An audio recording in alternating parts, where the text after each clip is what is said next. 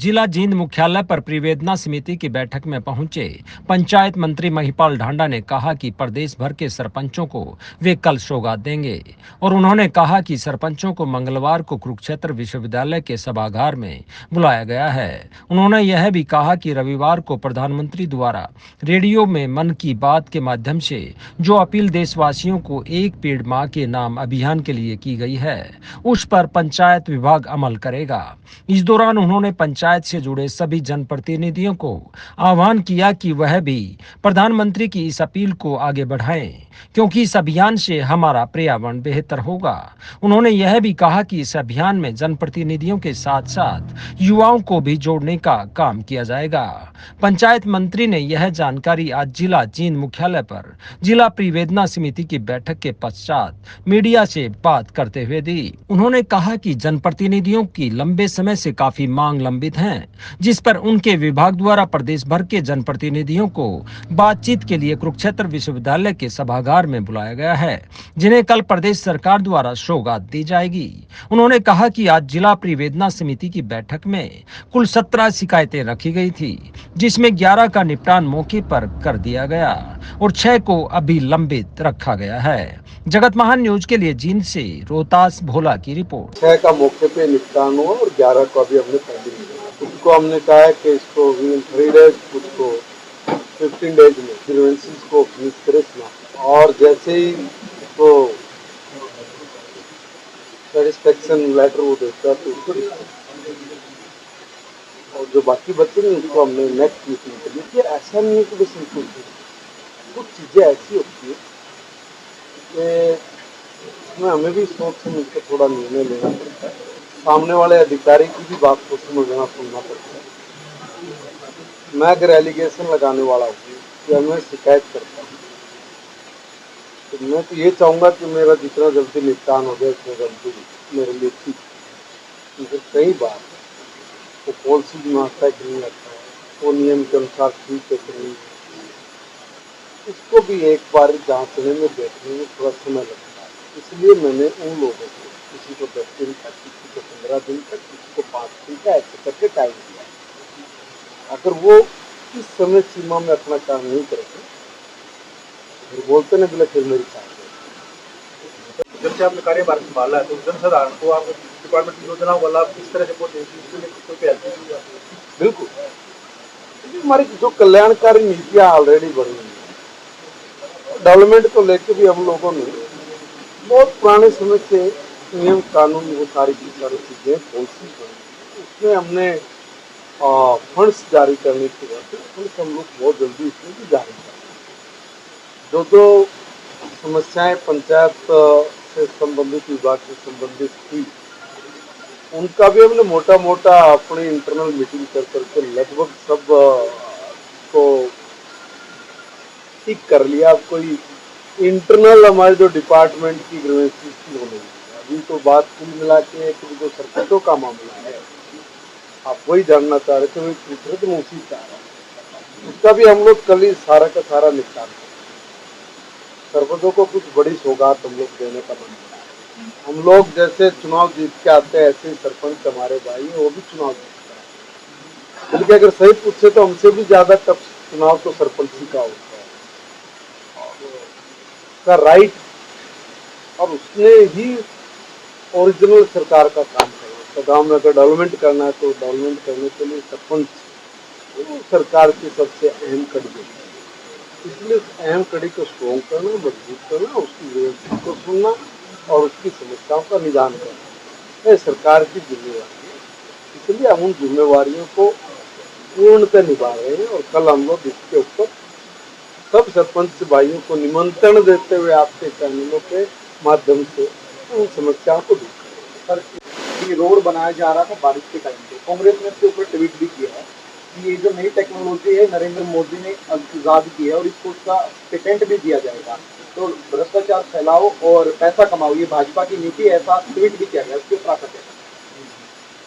देखिए, कोई आदमी ये कहे कि मैं तो चांद पे प्लाट काट के ना बेच कर ना आया, ऊपर घने प्रॉपर्टी डीलर बैठी है, ठीक है, अब ना तो कोई आदमी चांद पे जा सकता और ऊपर बैठे ना कोई इसकी तफ्तीश कर सकता। ऐसे बेतुके बयान, ऐसी बेतुकी बातें ये करना कांग्रेस की। कांग्रेस ने कौन सी एक बात ऐसी कही आज तक जिसमें रंच मात्र भी सच्चाई है? एक बात। आप तो 24 घंटे लोगों की बात सुनते हैं, उनके वर्जन सुनते हो। आप लोग भी कई बार अपने मन ही मन में हंसते होंगे कि देखो ये क्या बोल रहे हैं। इसलिए बिना सिर पैर की बात का जवाब देना मैं नहीं समझता कि उनकी तरह हम लोग अपनी एनर्जी को गए। जो रोड बनाया जा रहा था बारिश में, इसमें किसको मानते हैं आप कि कौन गुनेगार है?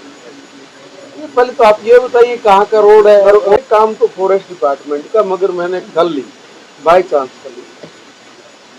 एक पेड़ माँ के नाम की शुरुआत हमने भी की और उसमें हमने पंचायत के लोगों को भी कहा है और पंचायत में हर सरपंच को मैं कल ही इस बारे में रिक्वेस्ट करने वाला हूँ कि हर सरपंच अपनी पंचायत में अपने मेंबरों के साथ मिलकर एक एक पेड़ अपनी माँ के नाम।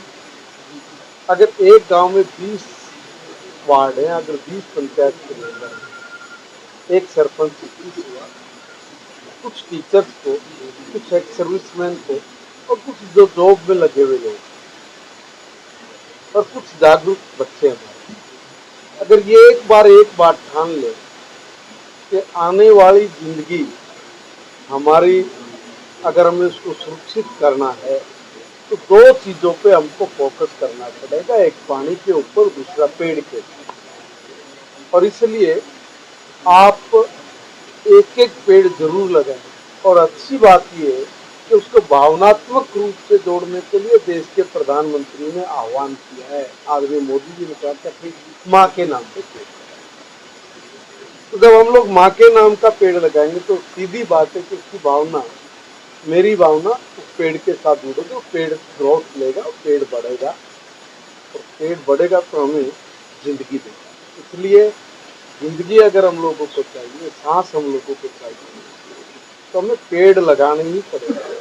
और मैं हर पंचायत के अपने सदस्य से निवेदन करूंगा कि देखो भाई, आने वाला भविष्य हमारा सुरक्षित हो। आने वाले दिनों में हम लोगों को किसी भी तरह की शारीरिक और मानसिक परेशानी ना हो, इसके लिए बहुत जरूरी है कि हम लोग अपनी संपदा को बचा के रखें। अपनी संपदा में सबसे महत्वपूर्ण एक संपदा हमारे वृक्ष है, हमारे पेड़ है। अगर पेड़ को आप लोग सुरक्षित नहीं रखेंगे तो बहुत गंभीर परिणाम हम ही लोगों को भुगतने पड़ेंगे। इसलिए हम लोगों ने पढ़ी लिखी पंचायतें चूज की है। जब पढ़े लिखे बच्चे हमारे जो सारी चीजों में लोक प्रशासन में अपना सहयोग कर रहे हैं, तो सामाजिक दायित्व भी हमारा ही बनता है।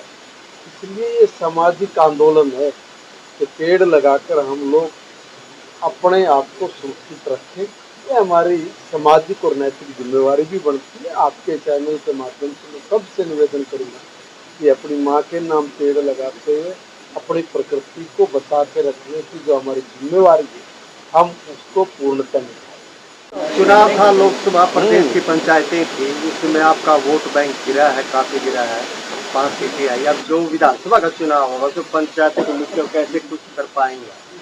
देखिए एक बात मैं बताऊं, 2014 में हमारा वोट बैंक हुआ। 2014 से पहले तो हम लोगों को कोई गिनता ही नहीं। 2014 में सम्मानित प्रधानमंत्री नरेंद्र मोदी जी ने